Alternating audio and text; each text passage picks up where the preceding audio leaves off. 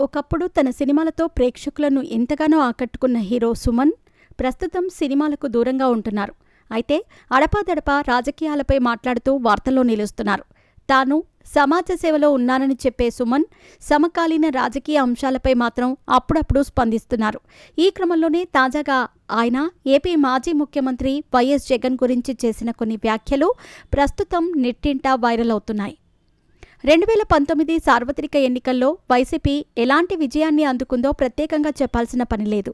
ఒంటరిగా వచ్చిన జగన్ ఏకంగా 151 ఎమ్మెల్యే స్థానాలను 22 ఎంపీ సీట్లలో విజయ దుందుభి మోగించింది.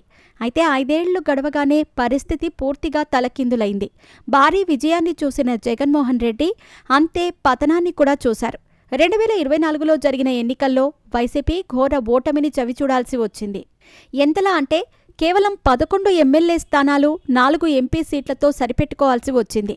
బీజేపీ, టీడీపీ, జనసేన కూటమి ప్రభుత్వాన్ని ఏర్పాటు చేసింది. వీరిలో టీడీపీ ఒంటరిగానే 135 సీట్లు సాధించగా జనసేన 11, బీజేపీ 8 అసెంబ్లీ స్థానాలను కైవసం చేసుకుంది.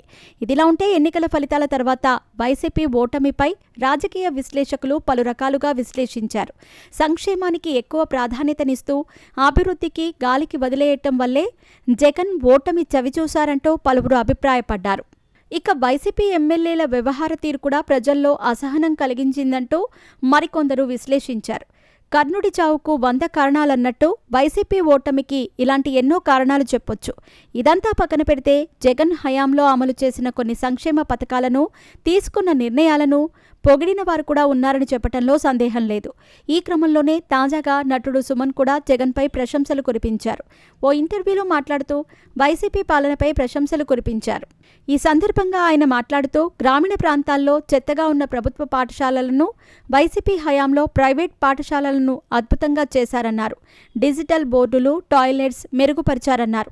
పేదలకు నేరుగా ఇంటికే పెన్షన్ అందించారని, ఇవన్నీ జగన్ ప్రభుత్వంలో తనకు నచ్చాయని సుమన్ చెప్పుకొచ్చారు.